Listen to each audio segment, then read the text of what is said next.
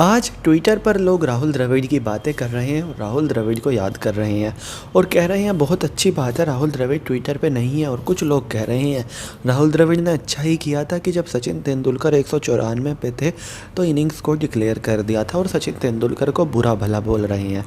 तो आखिर ऐसा क्या हुआ कि राहुल द्रविड़ को लोग इस तरह से बात कर रहे हैं राहुल द्रविड़ के बारे में और उनको बुरा भला बोला जा रहा है।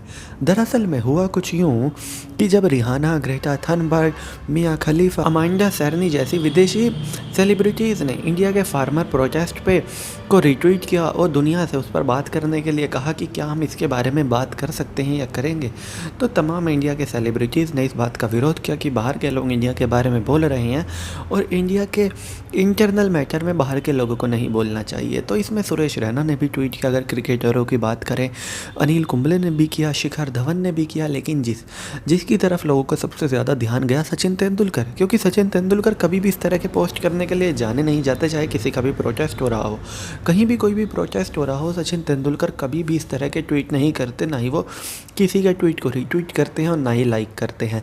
ऐसा माना जाता है कि वो अपना अराजनीतिक रवैया ही रखना चाहते हैं। लेकिन जब उन्होंने इस तरह का ट्वीट किया तो लोगों का मानना है कि उन्होंने सरकार का समर्थन किया है और किसानों का विरोध किया है।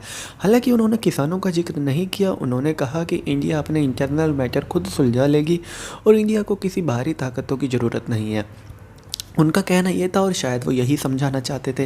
लेकिन जिस तरह से उनकी बातों को लिया गया, उसके बाद लोग ये कह रहे हैं कि राहुल द्रविड़ ने अच्छा ही किया था कि तुम्हारे 194 रन नहीं बनने दिए।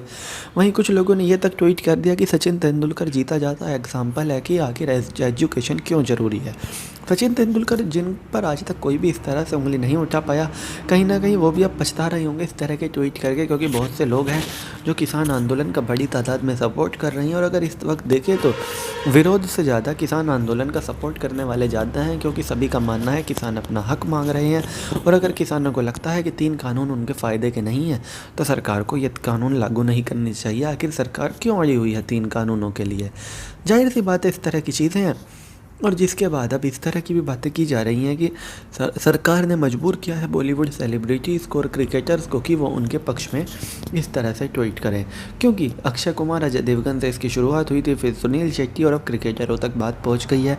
और सरकार के तो सभी नेता हैं ही। और गृह मंत्री जी ने भी इस बारे में ट्वीट किया कि इंडिया एक साथ खड़ा है अपने इंटरनल समस्याओं को सुलझाने के लिए। मतलब इंडिया के इंटरनल जितनी भी समस्याएं हैं, जो भी वैचारिक मतभेद हैं, उनको जल्द समाप्त कर लिया जाएगा। वहीं एक बात तो तय है कि अब बहुत जल्द ये जो किसान आंदोलन है इसकी समाप्ति की कोशिश की जाएगी और कोशिश होगी कि जल्द से जल्द इसको समाप्त किया जाए और जितने भी नेता हैं उनसे बात करके जो वो मांग रहे हैं उनको दे दिया जाए और कम से कम किसी सॉल्यूशन पर तो पहुंचा जाए।